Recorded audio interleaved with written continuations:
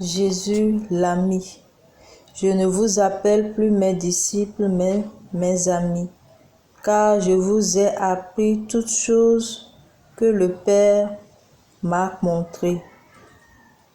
Il n'y a pas de plus grand amour que de donner sa vie pour ceux qu'on aime. C'est la stature de l'ami qui nous fait connaître le Christ, qui nous révèle ce qu'il est, ce qu'il dit, ce qu'il fait, ce qu'il aime ou n'aime pas. Aller à l'école du Christ à travers son amitié nous fait connaître tout du divin. Les secrets du Père souverain. Aujourd'hui, beaucoup quittent l'Église pour des loges où ils désirent aller à l'école du diable pour apprendre les choses mystiques et avoir des pouvoirs sur la nature, sur ce monde, pour dominer les gens, les choses, la nature et même penser dominer Dieu et le défier. Quelle fausse route! À l'origine, Adam et Ève ont commis la même erreur en refusant d'obéir à Dieu et en écoutant le diable qui leur proposait de manger un fruit pour avoir la connaissance de Dieu. Mon frère, ma soeur, tu n'as pas besoin d'aller chez les marabouts, les charlatans, les sectaires pour posséder toutes choses sur cette terre. L'amitié avec Jésus, Fils du Dieu vivant, nous donne tout. Allons à son école et nous serons étonnés de voir des merveilles se produire. Nous regretterons d'avoir perdu notre temps avec ces balayures de la vie. Menteurs et vendeurs d'illusions. Le diable n'a rien à nous offrir. Le diable n'a rien à nous offrir, mais le Christ, oui, et tout. Oui, le Christ peut tout nous offrir. Oui, Dieu possède tout. La connaissance, la richesse, la paix, la joie, une vie éternelle. Préfères-tu vivre une vie sur cette terre loin de Dieu et perdre la vie éternelle? Ou désires-tu une vie sur cette terre avec Dieu et une vie éternelle après pour toujours? Choisis. L'amour du Christ a défié toute autre amitié terrestre. Car cette amitié était si grande que le Christ a donné sa vie pour nous à la croix. C'est ce qui fait que l'amitié avec le Christ défie toute autre amitié. Choisis celle-ci. Choisissons celle-ci et préférons-la à d'autres amitiés. Quelqu'un qui peut donner sa vie pour toi peut aussi traverser le feu avec toi. Abandonnons-nous à Jésus, le doux et humble de cœur, l'ami fidèle et tendre, et il saura nous combler bien plus au-delà même de nos attentes. Amen. Donc ici, cette partie nous montre que Jésus est notre ami. Peut-être que nous avons eu à faire l'expérience de l'amitié et nous avons été déçus. Moi, personnellement, est-ce que je dirais que je n'ai pas une chance ou bien, en tout cas, Dieu ne m'a pas encore donné un ami, c'est-à-dire, je peux dire à part mon mari, un ami dit c'est mon confident, je lui dis tout, je lui confie tout. Je n'ai pas encore cette personne dans ma vie et depuis celui que j'ai, c'est Jésus. C'est-à-dire, je n'ai pas un homme en tant que tel pour dire c'est mon ami, c'est Jésus. Et j'ai la malchance dans l'amitié. Donc, si je peux le dire, c'est ce que moi j'ai remarqué. C'est comme si Jésus ne voulait pas que j'ai un ami, peut-être pour le moment, parce que avoir un ami, c'est une grande richesse.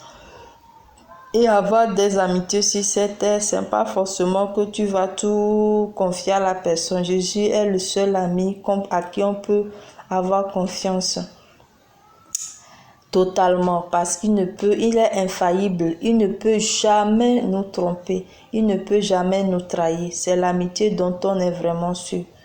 Il y a certaines choses qu'on ne peut pas dire aux hommes, même à ton mari. Il y a certaines douleurs que ton mari ne peut pas porter. Mais toi, quand tu le confies à Jésus, il les garde. Ça peut être des secrets ou bien des faiblesses, mais lui, il le garde. Et il te donne les solutions, la force. Il peut résoudre tous tes problèmes. Or, un ami sur cette terre qui peut le faire. Peut-être il va t'écouter, chercher des issues, mais il n'a pas toute la solution. Donc, nous avons la joie d'avoir Jésus qui est tout puissant, qui peut tout pour nous. Pourquoi ne pas nous fier à celui-ci? Dans nos moments difficiles, allons à lui dans l'adoration du très saint sacrement. Pleurons s'il le faut, si on en a envie. Parlons-lui, aimons-le, disons-lui l'amour que nous avons pour lui, la considération que nous avons pour lui. Nouons une relation d'intimité avec lui, qu'il soit notre confident, le premier.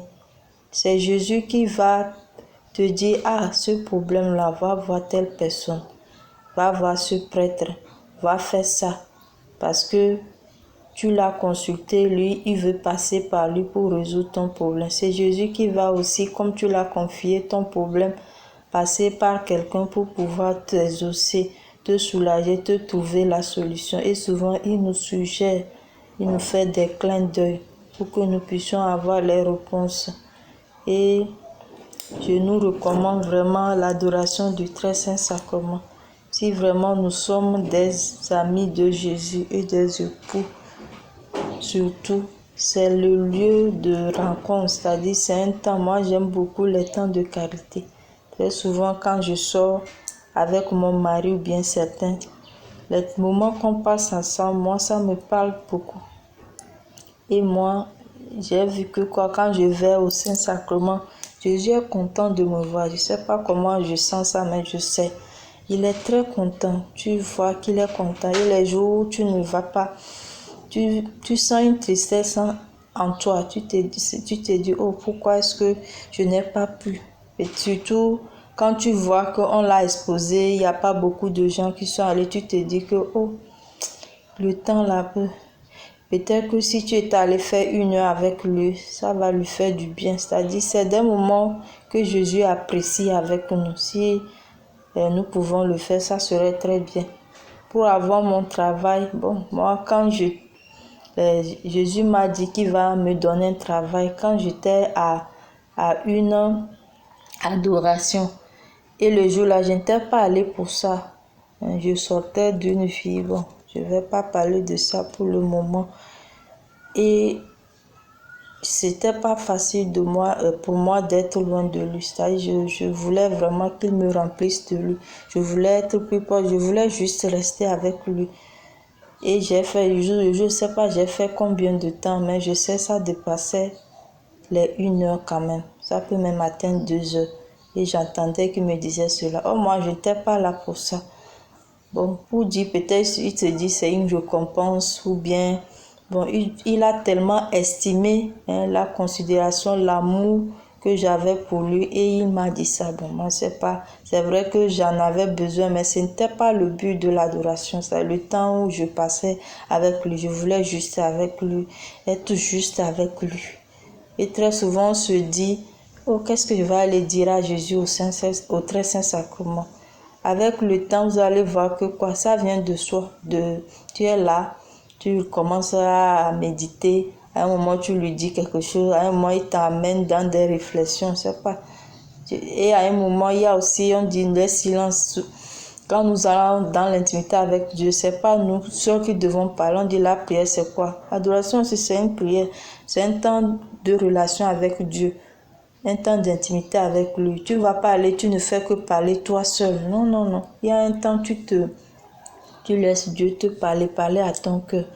Tu le laisses aussi, hein, le temps de se manifester, c'est ça, de sentir sa présence, hein, c'est ça le mot. Et avec ça, nous allons voir que l'amitié avec lui s'agrandit parce que c'est quelqu'un que tu peux dire que tu connais parce que tu le fréquentes. Souvent, à la messe, c'est vite fait, on ne se rend pas. Et très souvent, après la messe aussi, nous faisons l'erreur de vite quitter. Après la messe, normalement, nous devons rester un peu avec Jésus avant de sortir. Et après la communion, comme il n'y a pas eu le temps de vraiment entrer en soi-même, c'est le moment aussi d'être avec lui parce qu'on vient de le recevoir. Et la parole même qui a été dite, on peut le méditer là-bas avant de sortir. Et ça fait qu'on garde même les homélies, les temps forts de la messe en nous. Et ça nous porte pour toute la semaine. Donc que Dieu nous aide à cultiver cette amitié avec lui.